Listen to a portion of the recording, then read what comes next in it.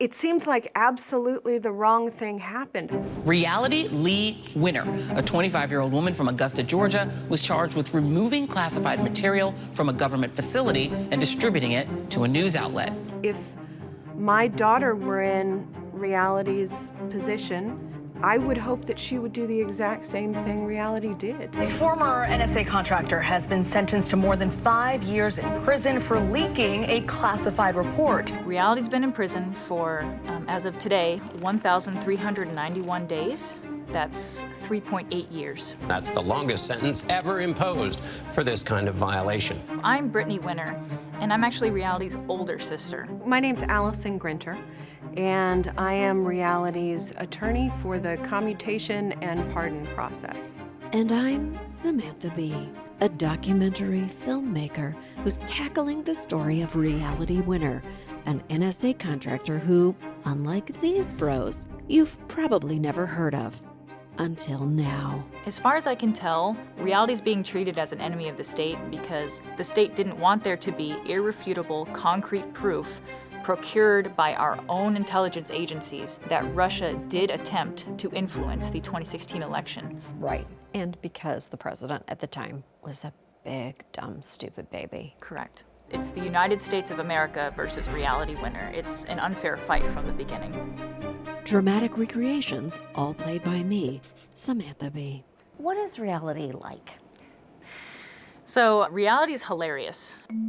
Reality loved going to CrossFit. She went probably daily, if not a couple of times a week, to the CrossFit gym and would frequently send me videos of her lifting these giant weights, and meanwhile I'm going, good job, Reality. So she was a CrossFit fiend. It only makes sense that she ended up in the Air Force. What program was she in again? So Reality was part of a drone strike program. She would listen every day to conversations between people in Iran and in Afghanistan, and she actually helped identify terrorists and take them out. My sister received a commendation medal for removing over 100 enemies from the battlefield. Okay, where does a person go after being part of the "this is not the piece to talk about the Obama drone program"?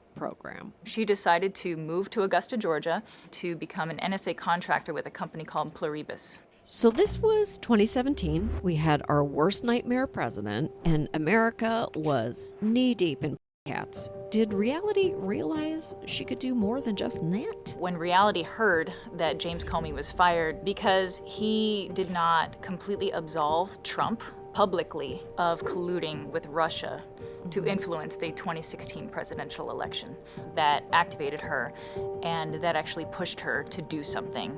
Oh, what did she do? So she went into work and she sat down at her computer and saw the top secret classified document that detailed the fact that the Russian GRU launched a spear phishing campaign in order to influence voting registration and records.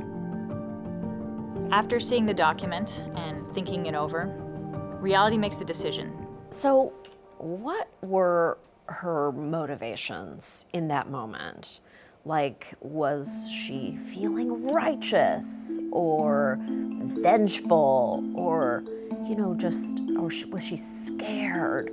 Or was she feeling lustful? I have to say, these performances are extraordinary. No, Sam, this is a really serious topic. Got it. So she was speaking in a British accent. No, still no. Hello, look what we've got here. It's... Hello. There's a document. I shall send it to the Intercept. Something like that. No, because then everybody would have heard what she was saying and probably stopped her. Oh, yes, you're right. She didn't say it out loud. So Reality makes a decision based on what's going on in the world and based on her own sense of personal responsibility and morality. So she clicks print. She then walks over to the printer and retrieves the document that she's just printed. Next, she folds the document and places it in her pantyhose. Who even wears pantyhose? Is that a thing? That was my follow-up question. Seriously. Thank you. Anyway, and so she stuffed it into her pantyhose and just walked out. Once she had the papers out, she had to figure out what to do with them. So she put the document into an envelope and mailed it anonymously to the Intercept. Why was printing the document and sending it to the Intercept illegal? It's illegal to transmit classified information to people without a security clearance. The Intercept actually thought it was some sort of hoax, and so they sent a copy of it to the NSA, which is a huge no-no. The document actually has identifying features on it, so as soon as the NSA saw the document, they could tell immediately who had printed it. Come on! So that's it? That's how they caught her? Correct. Can you tell me about the day that the FBI came to Reality's house? So June 3rd, 2017 was a normal Saturday, and just as she was pulling into her driveway, she was swarmed by 11 agents as she was exiting her car. And she is as casual sounding as she possibly can be, because as a person with a security clearance, you don't want to seem freaked out by law enforcement. They tell her that they have some questions for her. One of the first questions that they asked her were, "Where are your weapons?" What do you have? I have an AR-15. Is it pink? It's pink. I also have a Glock 9 in the bedroom. Got it! Ultimately, she admitted that she had printed the intelligence assessment and sent it to the Intercept. So what was the outcome of the leak? The leak of this document contributed directly to the safest and most secure election ever in 2020. In fact, there were congressional hearings where they used the information from the document that Reality leaked, and some members of Congress actually brought up, hey, why didn't we hear about these attacks to our voting systems? There are states that would not have known that they had been compromised but for the leak that Reality put in the press. That's incredible. Did the government, thank her? Well, she claimed to hate America. When asked, "You don't really hate America," she responded, "I mean, yeah, I do. It's literally the worst thing to happen on the planet." She was the quintessential example of an insider threat. What the hell? if Reality wanted to do the country any kind of harm, she would have more efficiently drawn upon all of the intelligence that she gathered when she was part of the drone program. But instead, she took information that was valuable to us and gave it to us. Reality is a whistleblower, not an enemy of the state.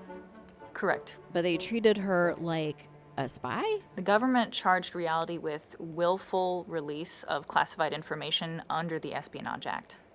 The Espionage Act of 1917? Correct, the Espionage Act of 1917. Vintage. It was originally written to dissuade Americans from giving information over to the Germans during World War I and World War II. Under the Espionage Act, Reality had no way to mount any sort of defense. One important rule for charging somebody with the Espionage Act is that whatever it is that they leaked, you can't talk about it. And so somebody in Reality's position who would say, yeah, I did this, but I did it for the good of the country. I did it to expose something people need to know. None of that can come in. None of it. So the intention was to create a chilling effect on anyone who wanted to leak anything. Correct. Reality was an example. So Reality is like Robin Hood, but instead of redistributing wealth, she was handing out democracy. Yet she still remains in prison? Correct. When Joe Biden was elected, partly because of what Reality did, we expected that we would be contacted immediately. We've submitted her clemency petition, and it's been a year now. So what we want people to do is to write a letter to President Joe Biden. We want so many people to send letters that they're going to be flying through the windows and in the chimney of the White House. We want President Joe Biden to be inundated with pleas for Reality's release so that he can't ignore us anymore. Jelly! Help!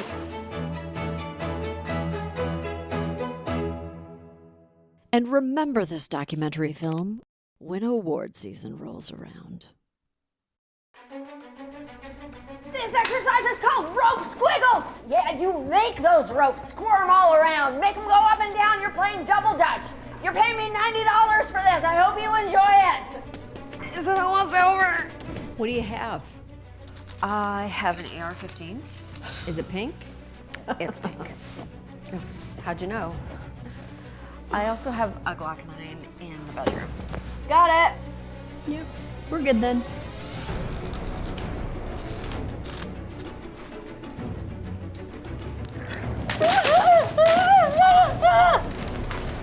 Jelly! Help!